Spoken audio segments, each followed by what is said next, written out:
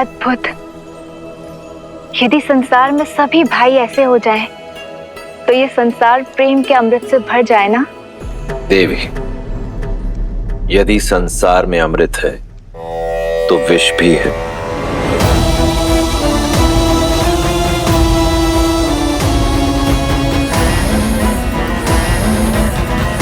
प्रकाश है तो अंधकार भी।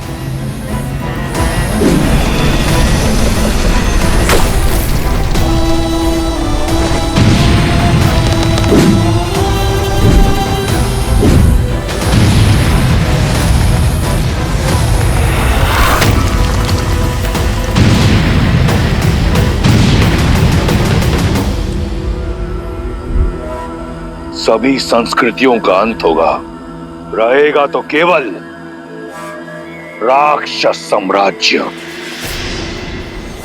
वयम रक्षामः।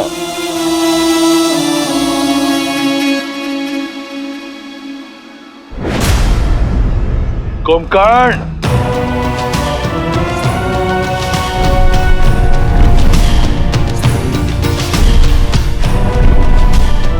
आदेश भैया। जागते हुए तुम अमर हो और अजय भी। तो जाओ, अपने अजेता से बनाओ अपने भाई को विजेता। जो आदेश भैया।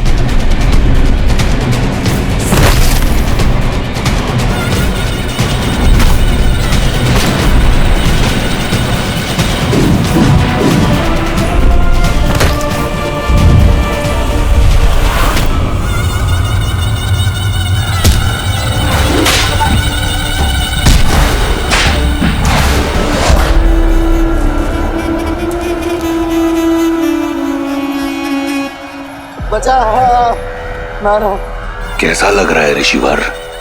बचा।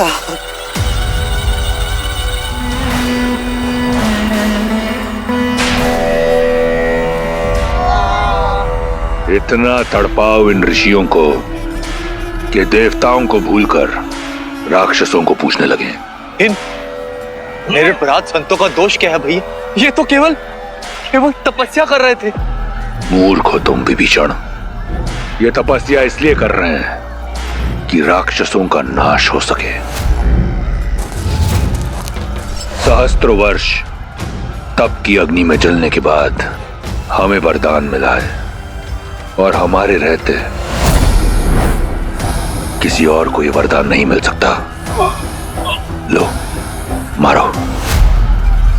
भैया, भैया इन्हें छोड़ दीजिए। ये महापाप है भैया, इन्हें छोड़ दीजिए भैया, इन्हें जाने दीजिए। आज तक पाप की परिभाषा देवताओं ने दी है, आज से पुण्य की परिभाषा राक्षस लिखेंगे।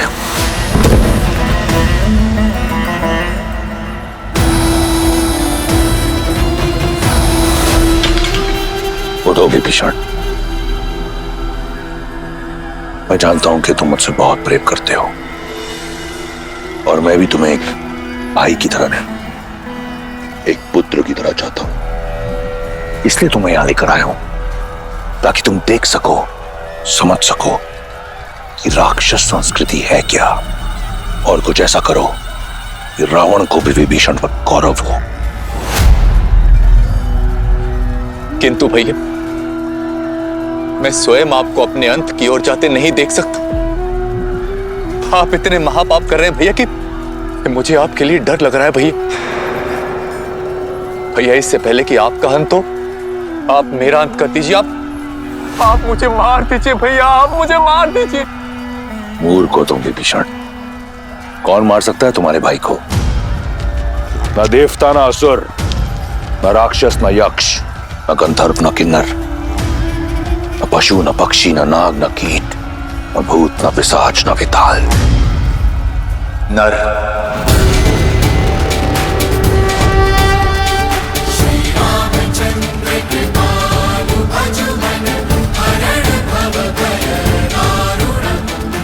आप नर को क्यों भूल जाते हैं भैया? मानव आपके वरदान में सम्मिलित नहीं है। विभीषण, मानव जैसा तुच्छ प्राणी तुम्हारे भाई का कुछ नहीं बिगाड़ सकता। लगता है ये कायरता तुम्हें हमारे पिता से विरासत में मिली है। भैया, मेरे लिए तो आप ही मेरे पिता हैं भैया। मुझे आपके लिए डर लग रहा है भैया, मुझे आपके लिए डर लग रहा है।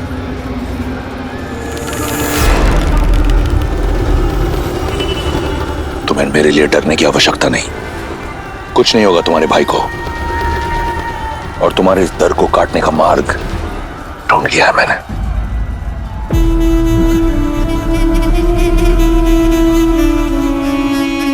बस महादेव, मुझे श्री राम के पास ले चलिए।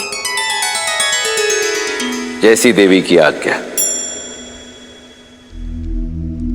नर रूप में नारायण गुरु वशिष्ठ के आश्रम में भविष्य में आने वाली चुनौतियों का सामना करने के लिए प्रशिक्षित हो रहे थे।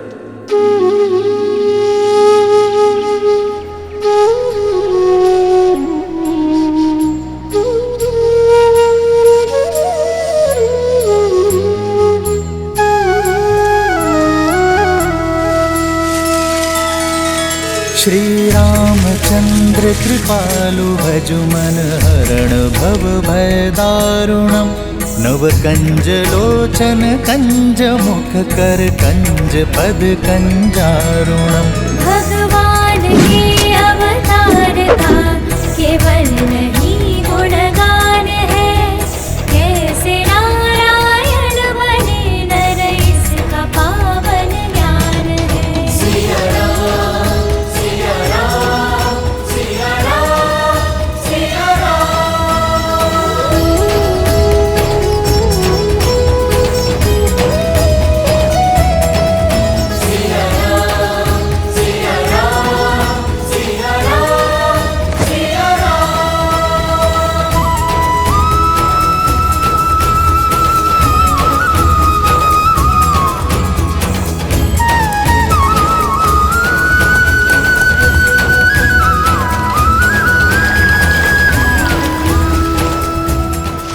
कितने सुंदर पुष्प है, तोड़ लेता हूँ। नहीं वरुण, बिना बात के किसी चीज को तोड़ना नहीं चाहिए, ठीक है? जी भैया। आदर्श और मर्यादा की है ये कथा महापावनम। काट मद श्री से मिला दे श्रीमद् रामायणम। श्रीमद् रामायणम श्रीमद् रामायणम।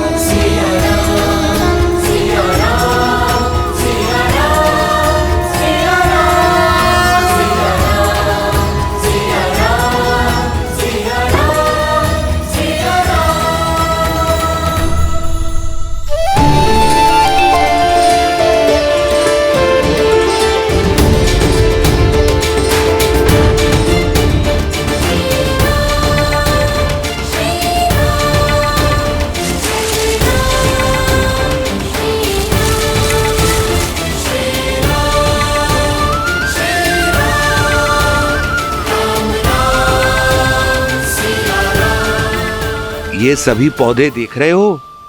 ये सभी पौधे अश्वगंधा के पौधे हैं, जिन्हें युगों युगों से वैद्य औषधि बनाने में उपयोग करते हुए आए हैं। देखो इन्हें।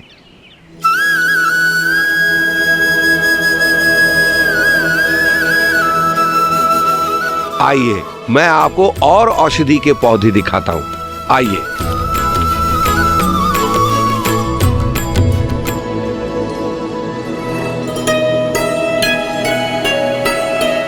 पता है कुमार आपको? कुमार? कुमार?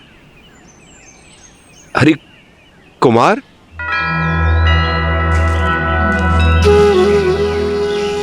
उनमें भी जीवन है आचार्य। यह अपनी मार्ग चली जाए, फिर हम चलते हैं।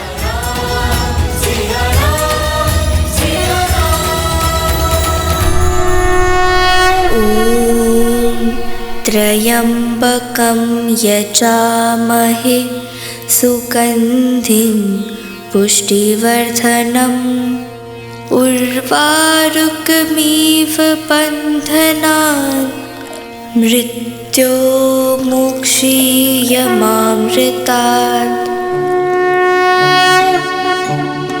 नमः शिवाय नमः शिवाय।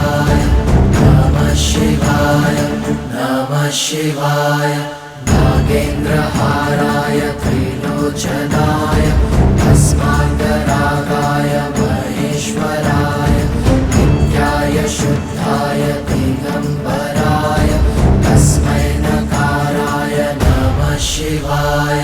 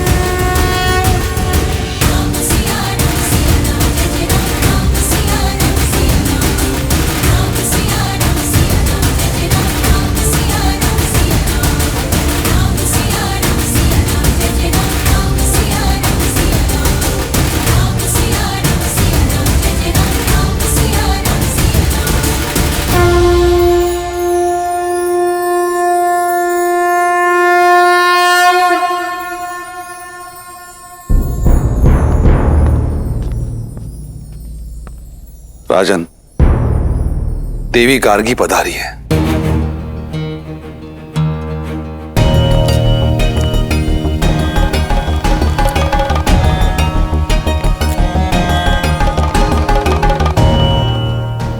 देवी गार्गी?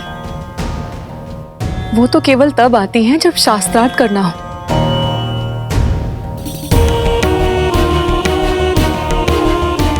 और इस समय मिथिला में ऐसा कोई विद्वान नहीं जो उनके समक्ष खड़ा होने का साहस कर सके। यदि चुनौती ना मिली तो ज्ञान का केंद्र होने का मिथिला की प्रतिष्ठा माटी में मिल जाएगी। आर्य,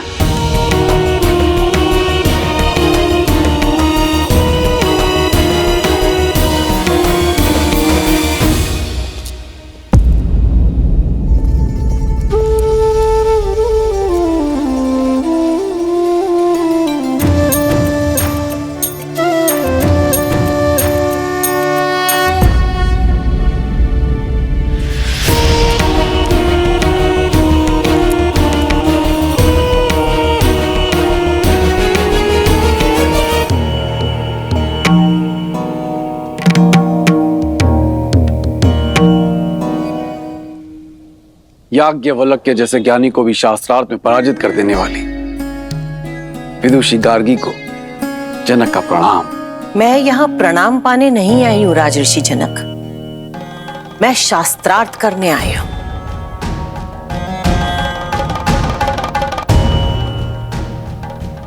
क्या हुआ? क्या यहाँ ऐसा कोई नहीं है जो मेरी चुनौती स्वीकार कर सके?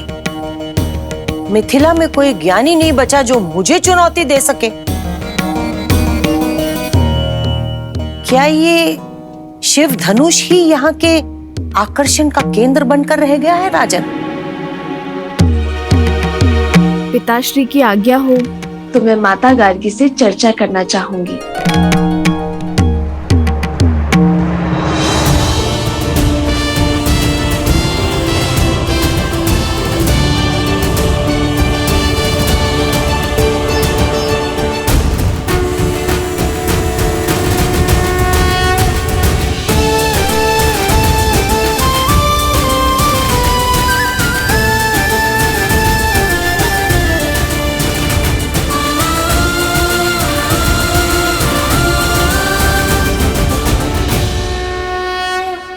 ये वही बालिका है ना जिसने बचपन में खेल खेल में ही शिव धनुष उठा लिया था?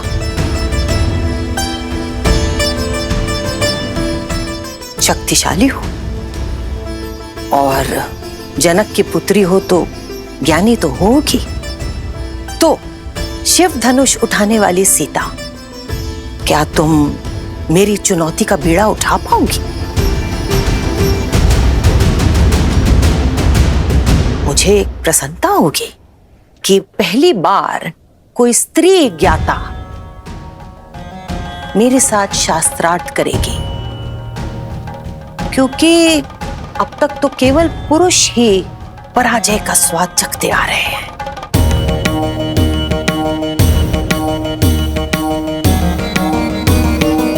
पराजय विजय तो युद्ध क्षेत्र में होती है ना माता।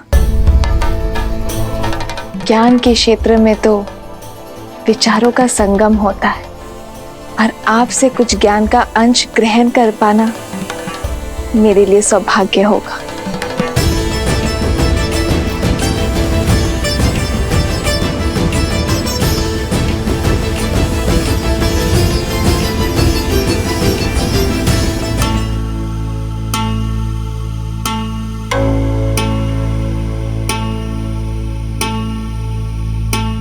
ये पुष्पहार पहन लो सीता। एक ज्ञानी का ये लक्षण होता है कि वो शांत होता है, धीरज धरता है। इस शास्त्रार्थ में जो भी हारने लगेगा उसका धीरज छूटने लगेगा और वो क्रोधित हो जाएगा। क्रोध में शरीर का तापमान बढ़ जाता है और बढ़े हुए तापमान से फूल मुरझाने लग जाते। जिसके भी गले में स्थित ये कमल हार मुरझाने लगेगा वो पराजित माना जाएगा।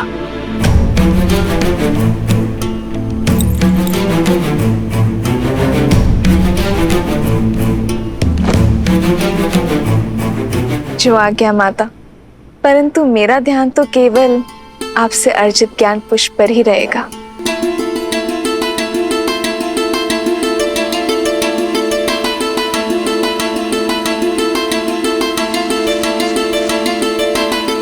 तो प्रारंभ करें सीता? अवश्य। सबसे पहले मुझे ये बताओ कि तीनों लोकों में सबसे ज्यादा शक्तिशाली अस्त्र कौन सा है? महादेव का पशुपतास्त्र, ब्रह्मा का ब्रह्मास्त्र, या फिर नारायण का नारायण अस्त्र?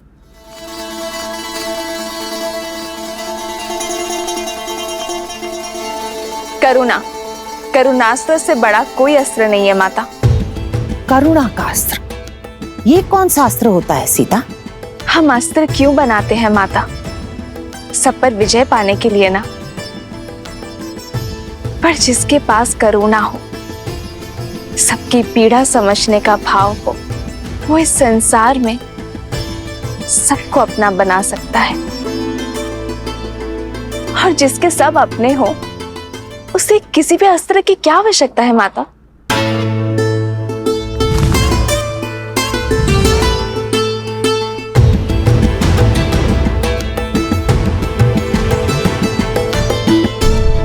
अच्छा, अब मुझे ये बताओ कि सबसे ज्यादा महत्वपूर्ण समय कौन सा होता है और सबसे ज्यादा महत्वपूर्ण व्यक्ति कौन होता है? सबसे महत्वपूर्ण समय है वर्तमान, ये पल, ये घड़ी, क्योंकि जो बीत गया वो लौटेगा नहीं, और जो समय आया ही नहीं उस विषय में क्या कहा जा सकता है। और सबसे महत्वपूर्ण व्यक्ति वो है जिसके साथ हम अभी इस समय हैं, जैसे आपके लिए मैं और मेरे लिए आप माता गार्गी। अद्भुत,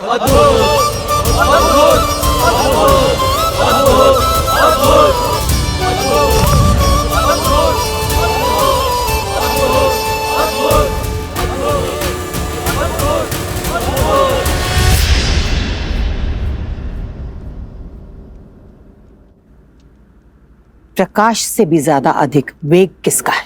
मन का, जो पल भर में तीनों लोगों के पार जा सकता है।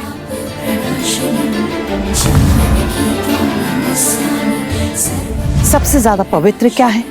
अग्नि, जिसका भोग लगाती है उसे पवित्र कर देती है।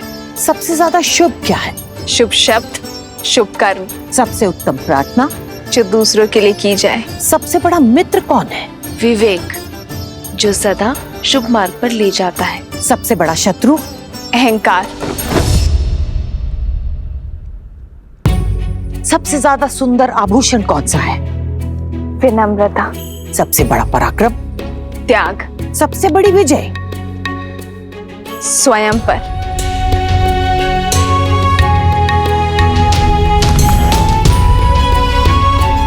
अब एक आखिरी प्रश्न, त्रिदेवों में सबसे बड़ा कौन है? ब्रह्मा, शिव या फिर नारायण?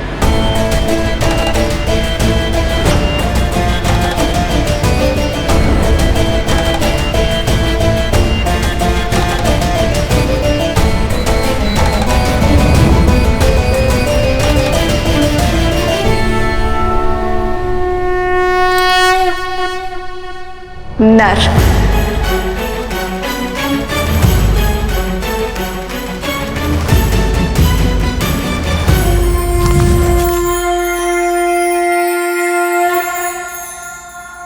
नर, ब्रह्मा, शिव, नारायण, इन सब से ऊपर नर कैसे हो गए सीता? जिस नर में करुणा हो वो नर ब्रह्म समान है, क्योंकि करुणा से ही तो हर शुभ वस्तु उत्पन्न होती है ना माता। जिसमें त्याग हो वो शिव जैसा है, और मर्यादा उसे नारायण जैसा संतुलन स्थापित करने की शक्ति देता है। तो जिस नर में ये तीनों गुण हो वो नर त्रिदेव जैसा महान बन सकता है देवी।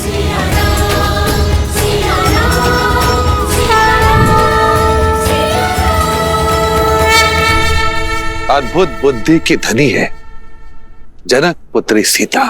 राजा जनक पुत्री सीता की, राजा जनक पुत्री सीता की, राजा जनक पुत्री सीता की, राजा जनक पुत्री सीता की। अद्भुत, अति सुंदर।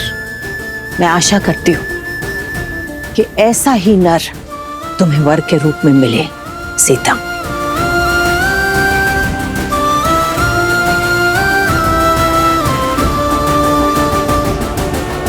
मैं यहाँ शास्त्रार्थ करने के लिए तो आती रही हूँ राजा जनक, पर इस बार शास्त्रों का और जीवन का जो ये नया रूप मुझे सीता ने समझाया है, मैं इससे बहुत प्रभावित हुई हूं।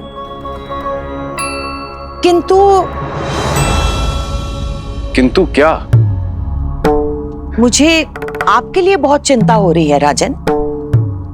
ऐसा क्यों कह रही हैं आप देवी गार्गी?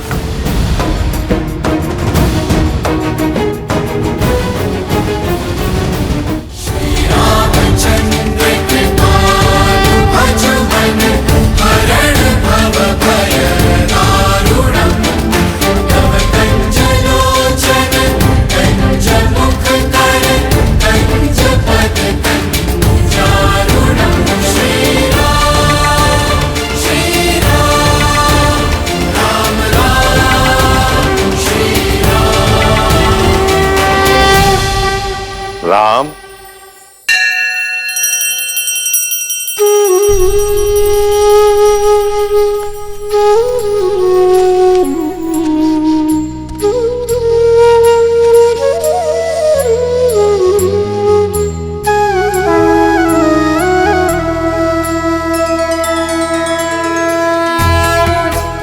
यशस्वी भव।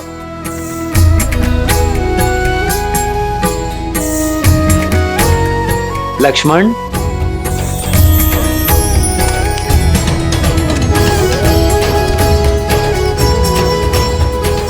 भरत,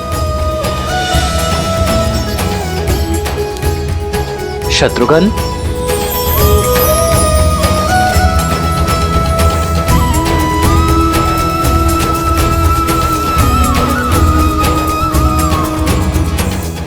यशस्वी भव मेरे प्रिय शिष्यों। आज मेरा कर्तव्य पूरा हुआ। तुम सबकी शिक्षा संपूर्ण होती है, किंतु सदा स्मरण रखना, जीवन से सीखने की प्रक्रिया का कभी अंत नहीं होता। जी आचार्य।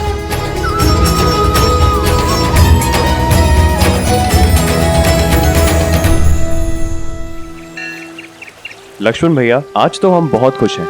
सुमित्रा माँ से मिलने वाले हैं आज तो हम।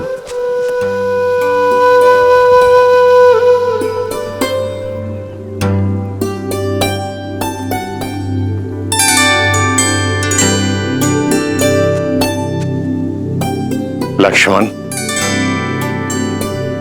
घर जाने के प्रबंध हो गए? जी गुरुदेव। भरत,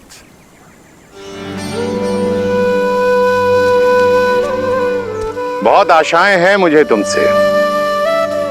अपने भीतर छिपे हुए गुणों को बाहर लाने पर ध्यान देना। जी गुरुदेव। शत्रुघ्न, अब आप कर्तव्य की ओर जा रहे हो, अधिक उद्दंडता मत करना। जी आचार्य। राम दिखाई नहीं दे रहा है। राम कहाँ है? गुरुदेव, भैया तो प्रतिदिन की भांति आज भी दिनचर्या पर ही गए हुए हैं। परंतु आज तो अवकाश है सबका। गुरुदेव, भैया ने कहा कि भरत जब तक मैं आश्रम में हूं तब तक अपने कर्तव्यों से विमुख नहीं हो सकता।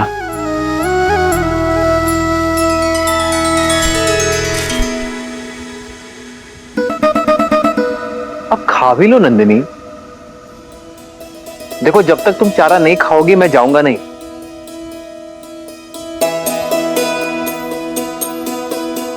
नंदिनी, इस आश्रम में मेरी माताएं नहीं थी, तुमने मुझे स्नेह दिया, और मैं भी तुमसे उतना ही प्रेम करता हूं।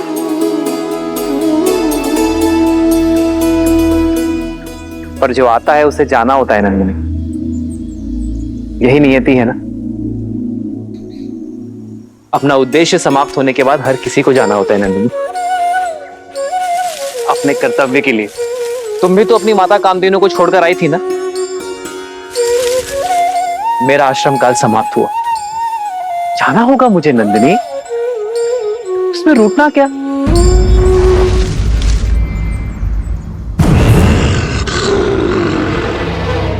मैं आता रहूंगा तुमसे मिलने। देखो, अब मौन होकर चारा खा लो, और कल से कोई और आएगा तुम्हें खिलाने तो शांति से खाना। देखो नंदिनी, अगर तुमने चारा नहीं खाया तो मैं रूठ जाऊंगा, चला जाऊंगा मैं यहां से। नंदिनी, मैं सत्य कह रहा हूं, मैं चला जाऊंगा।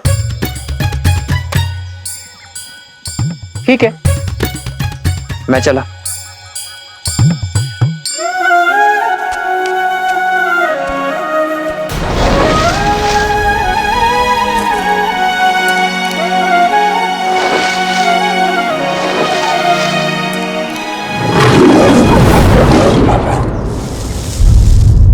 नंदिनी,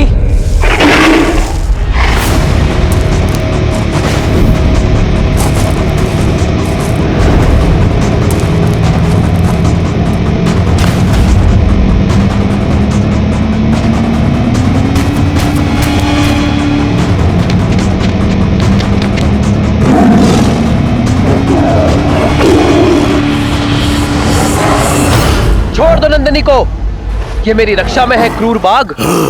भूखे को क्रूर कहते हो राम? जो शरीर विधाता ने दिया उसे भोजन देने का प्रयास क्रूर कैसे हो सकता है?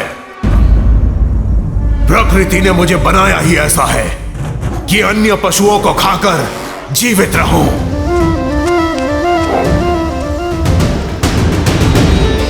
मैं अपने गुरु और मां कामधेनु के प्रति उत्तरदायी हूं। मेरे धर्म के आड़े मत आना, अन्यथा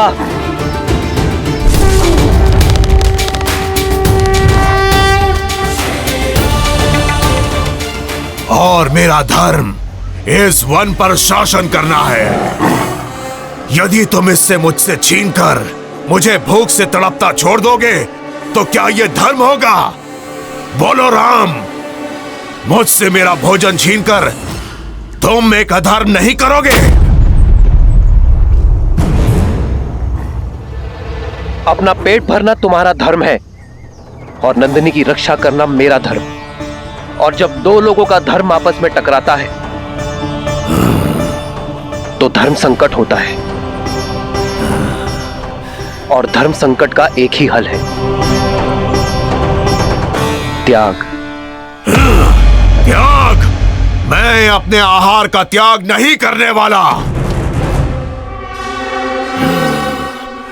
पर मैं कर सकता हूं। रघुकुल रीत सदा चली आई, प्राण जाए पर वचन न जाई। मैं नंदिनी के स्थान पर स्वयं को प्रस्तुत करता हूं।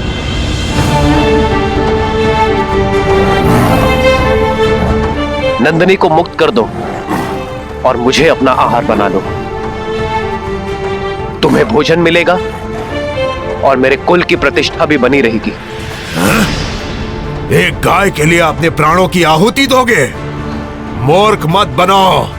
चारों ओर देखो, कोई नहीं यहाँ। किसी ने हमारी बात नहीं सुनी। यदि तुमने कहा बाघ ने नंदिनी का आखेट किया तो कोई भी तुम्हें दोष नहीं देगा। दुर्घटनाएं घटती हैं। सत्य कहा, कोई नहीं है यहां, कोई नहीं देख रहा है हमें। यदि सबको सूचना मिलती है कि एक बाघ ने राम को खा लिया तो कोई तुम्हें दोष नहीं देगा। दुर्घटनाएं घटती हैं, कोई नहीं देख रहा है, इसलिए मैं अपने कर्तव्य छोड़ने का पाप नहीं कर सकता, क्योंकि अपने कर्तव्य के लिए त्याग से अधिक शुभ और कुछ नहीं।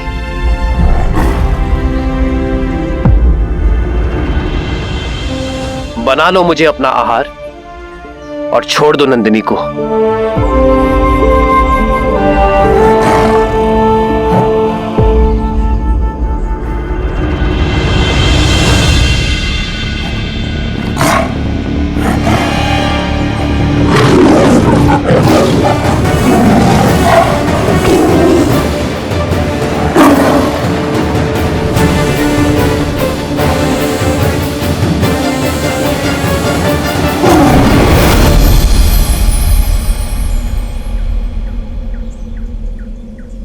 राम, नंदिनी सुरक्षित है और तुम्हारा धर्म भी। तुमसे पहले तुम्हारे पूर्वज महाराज दिलीप के सामने भी ऐसी ही परिस्थिति आई थी। उन्होंने भी वही किया जो आज तुमने किया। ये कामधेनु की ली गई परीक्षा थी, उसमें तुम सफल हुए। परीक्षा? हाँ, परीक्षा। धर्म और अधर्म का ज्ञान होने पर चयन करना सरल होता है राम, किंतु कई बार उचित और अनुचित के बीच में एक हल्की सी धुंधली रेखा होती है, जो आज तुम्हारे साथ हुआ।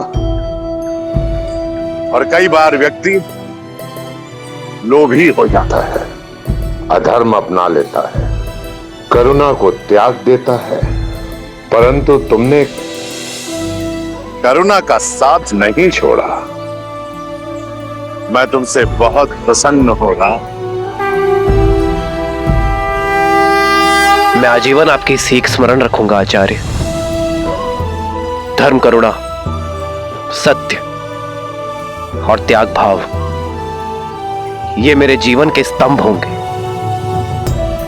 मैं आजीवन काम, क्रोध, मोह, लोभ, अहंकार और ईर्ष्या को पराजित करने के लिए युद्ध करता रहूंगा।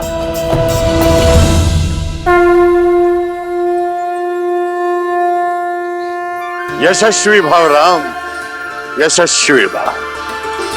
मेरे पास जो आया था वो प्रकाश की एक रेखा थी। मुझे गर्व है राम कि मैं धर्म का सूरज अयोध्या भेज रहा हूं। जहां नारायण नर के रूप में भविष्य की यात्रा के लिए सज्ज हो रहे थे, वहीं रावण स्वयं को नर से सुरक्षित करने के लिए यमलोक की ओर बढ़ रहा था।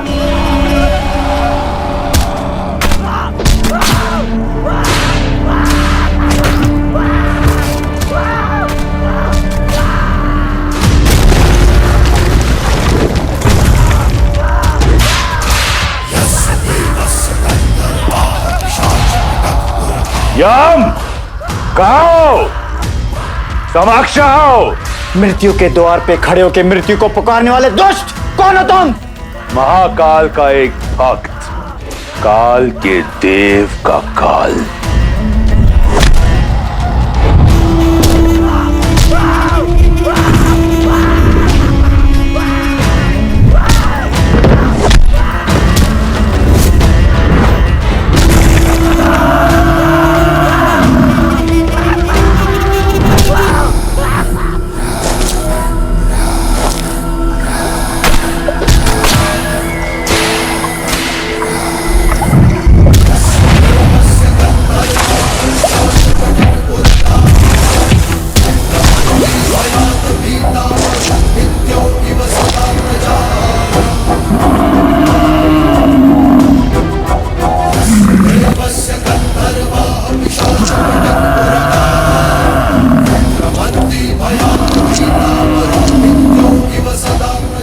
लौट जाओ दशानन।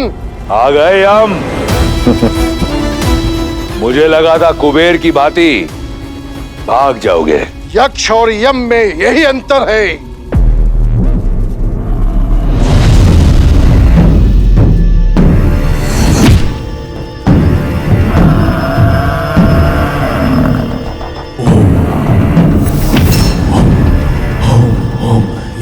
काल को ललकारने वाले अकाल मृत्यु को प्राप्त करते हैं।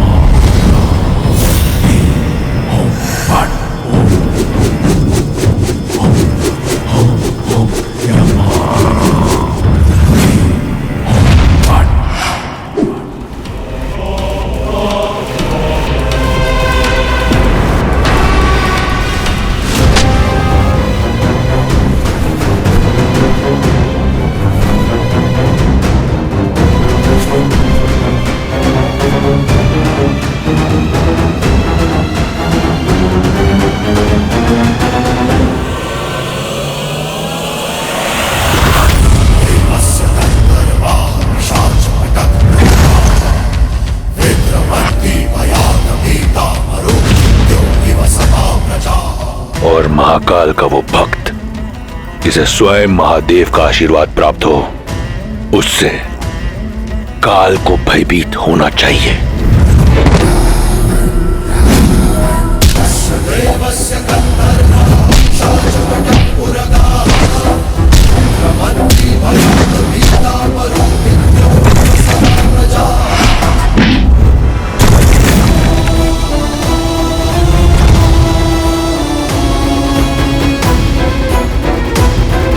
मूर्खता मत कर रावण। ब्रह्मदेव के दिए वरदान का अनुचित लाभ मत उठा। उसी वरदान के अनुसार तुम मुझे मार नहीं सकते। सोचता हूं आज मृत्यु को ही मृत्यु दे दूं।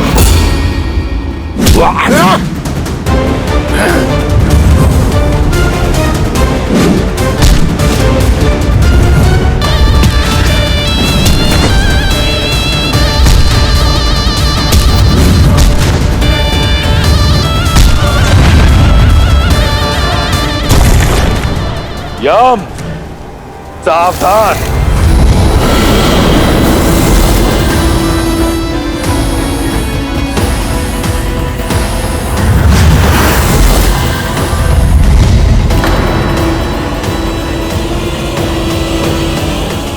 रुक जाओ दशानन।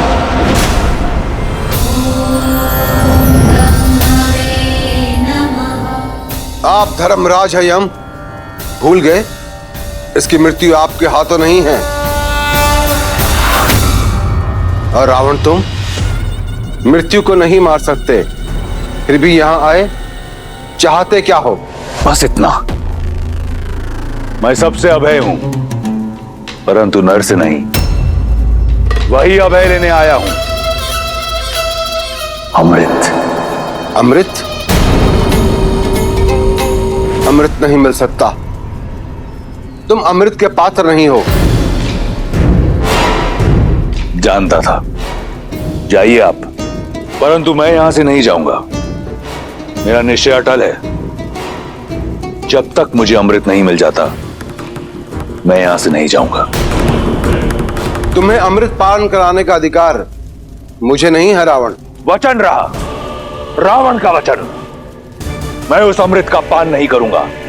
यदि मैंने ऐसा किया तो आप अपना वरदान निष्फल कर देना। जो अमृत असुर प्रयास से भी ना पा सके, मैं उसे पाना चाहता हूं, अपने पास सुरक्षित रखना चाहता हूं। अब आपके समक्ष केवल दो ही मार्ग हैं। या तो आप इस असुर को वो कलश दे दें, या फिर यहां मैं यम को व्यस्त रखकर सबको अमर कर दूं।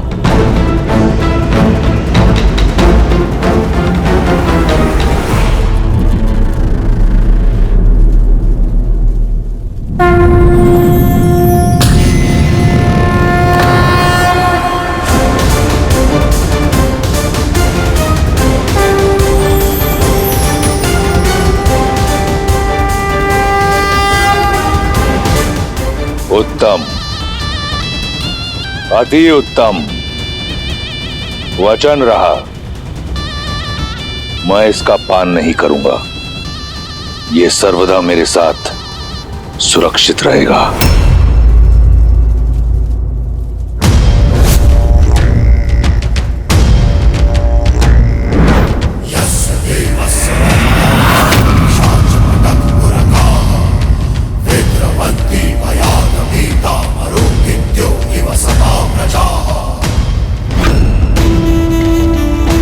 नर का अभय नहीं दिया था ना ब्रह्मदेव? अब देखो, नर ले आओ या कोई और जाति उत्पन्न करो, जैसे ही मुझ पर प्रहार होगा, ये कलश टूटकर इसका अमृत मेरे लहू के साथ मिल जाएगा। इस तरह मेरा वचन भी नहीं टूटेगा। अब रावण का कोई तोड़ नहीं।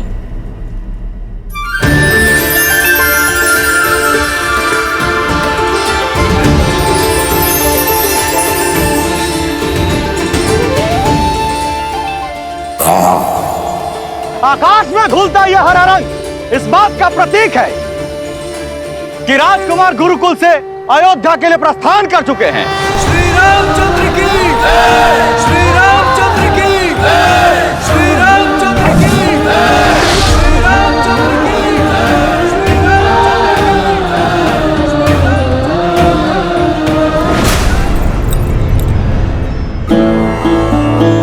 की। वर्षों से प्रतीक्षा थी एक क्षण की, वो आ ही गया। प्रतीक्षा तो हमने भी की है, अपने पुत्रों के लौटने की, और अपने पति के मुख पर प्रसन्नता और उत्साह देखने की। 9 वर्ष आपकी आंखें यहां नहीं थी, इसलिए आप ठीक से सोई नहीं ना महाराज। बस मेरा राम आ जाए और आकर सीधा मेरी भुजाओं में समा जाए। महाराज, आपके पुत्र बड़े हो गए हैं, आपकी गोद में नहीं समाने वाले।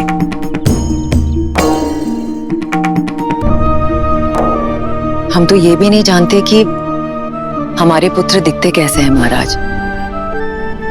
ये निर्दयी समय कितने वेग से दौड़ता है ना।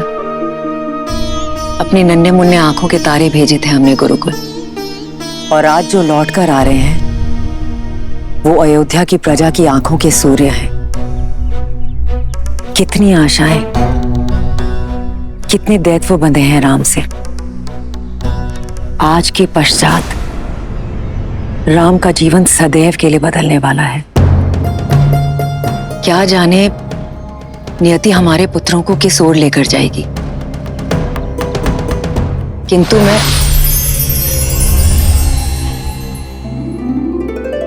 महाराज, इस रंग का क्या अर्थ है? इसका अर्थ है राम सरयू पार करने के लिए नौका में बैठ चुका है और कुछ ही समय बाद अयोध्या के तट पर होगा। महाराज, मैं कौशल्या दीदी और सुमित्रा को बुला कर लाती हूँ।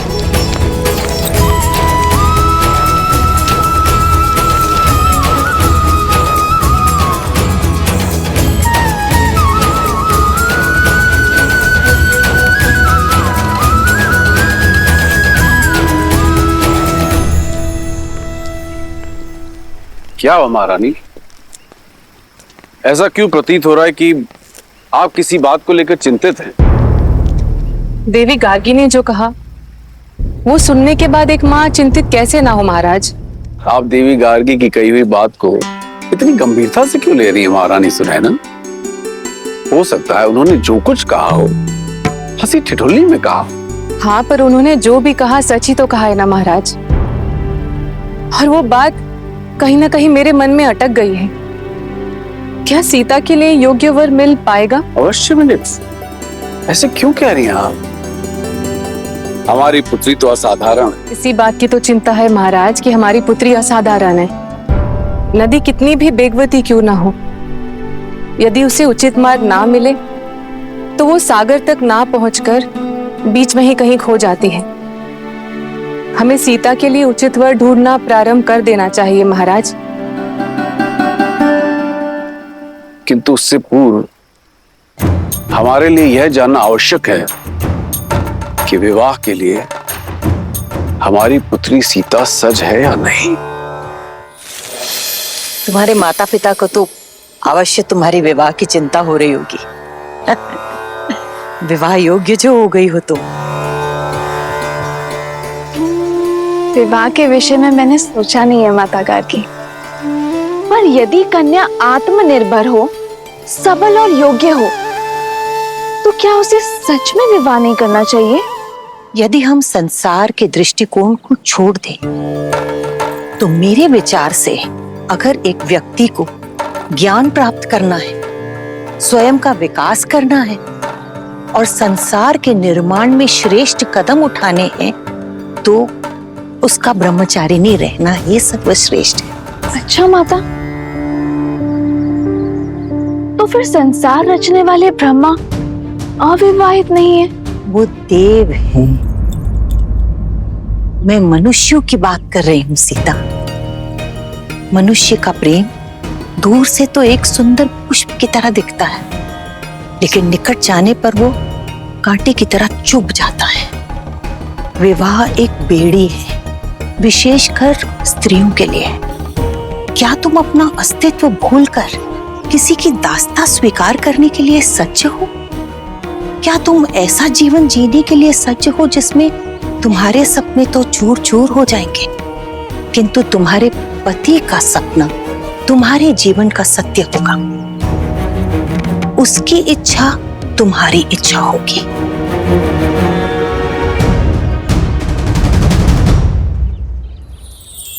क्षमा चाहती हूँ माता गार्गी, पर जैसे आपने कहा कि दृष्टिकोण की बात है, तो मेरी दृष्टि में विवाह रास्ता नहीं,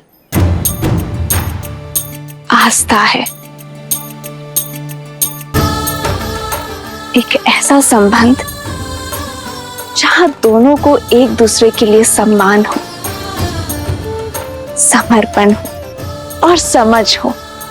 एक ऐसा संबंध जहां दोनों एक दूसरे पर निर्भर ना हो, दोनों एक दूसरे का बल हो, जहां दोनों एक दूसरे का व्यक्तित्व और अस्तित्व को विशाल करने का प्रयत्न करें। उस विवाह से सुंदर और मीठा और कुछ नहीं हो सकता माता गार्गी। जैसे शिव और पार्वती हैं, वो दोनों एक दूसरे के अर्धांग हैं, पर एक दूसरे को पूर्ण करते हैं। जैसे लक्ष्मी और नारायण। लक्ष्मी नारायण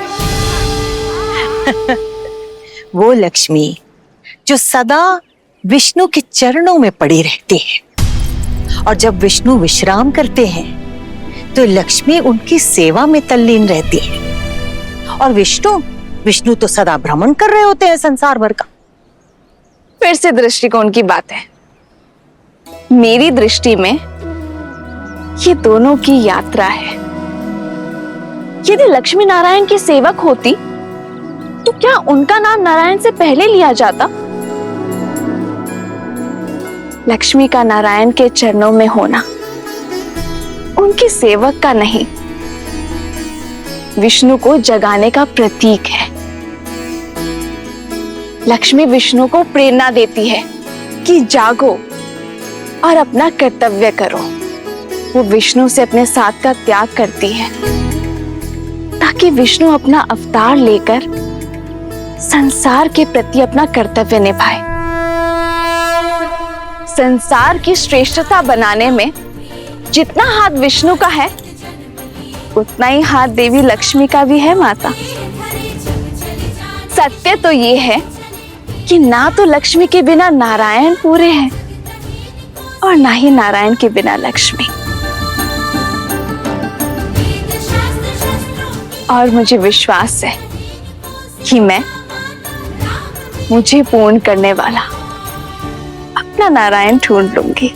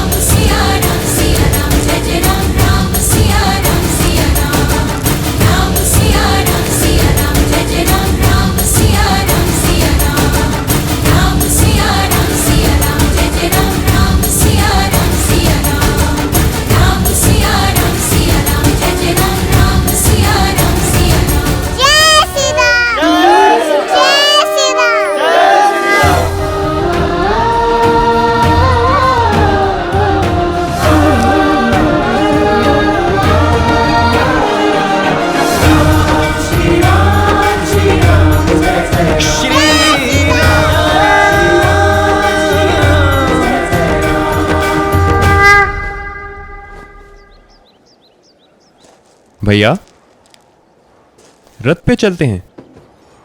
रथ में चले तो अयोध्या के सामीप्य का आनंद कैसे मिलेगा शत्रुघ्न?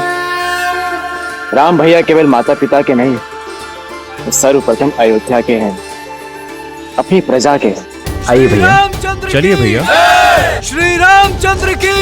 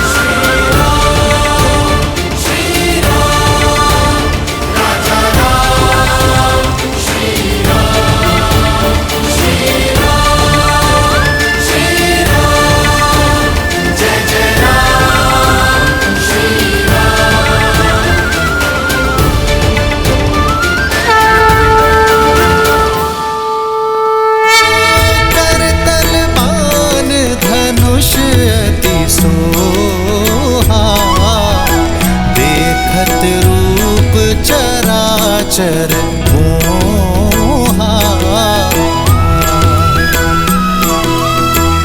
जिन्ह बिथि बिह रही सब भाई, थकत हो ही सब लोग लुगाई।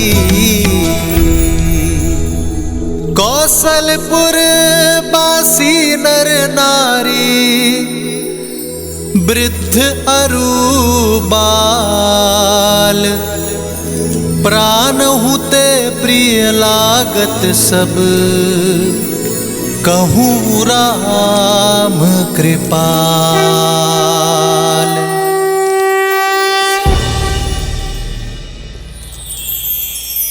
श्री रामचंद्र की, श्री रामचंद्र की, श्री रामचंद्र की, श्री रामचंद्र की, श्री रामचंद्र की, श्री रामचंद्र की, श्री रामचंद्र की। कृपालु भजु मन हरण भव भय दारुणम्, श्री रामचंद्र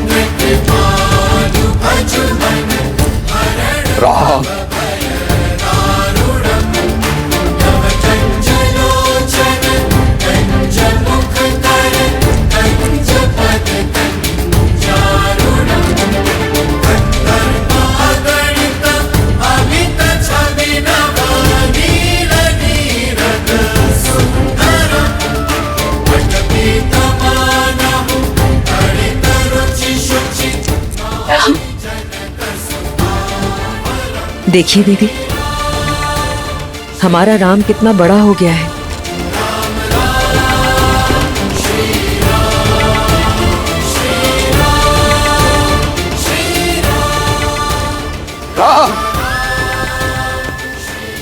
महाराज, रहने दो सुमित्रा, आज इन्हें मत रोको। आज एक राजा राजकुमारों से नहीं, एक पिता अपने पुत्रों से मिलने जा रहे हैं।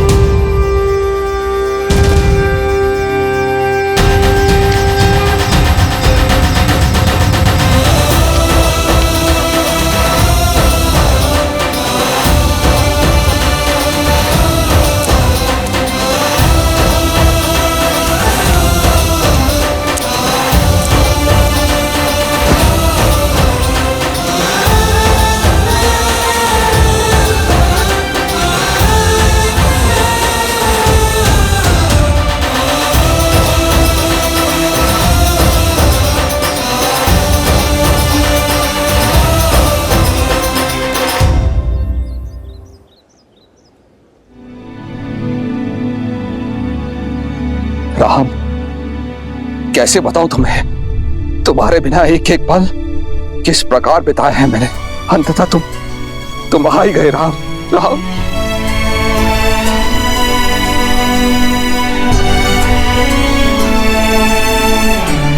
मेरे राम। जी पिताश्री, गुरु वशिष्ठ के आशीर्वाद से हमारी शिक्षा संपूर्ण हुई। प्रणाम गुरुदेव। यशस्वी भव। भूल हो गई गुरुदेव, राम के स्वागत को इतना आतुर था कि किसी और पे दृष्टि गई नहीं। इसमें तुम्हारा दोष नहीं है पुत्र। राम के मुखमंडल की आभाई ऐसी है कि जो भी उसे देखता है सारे संसार को भूलकर उसी में खो जाता है।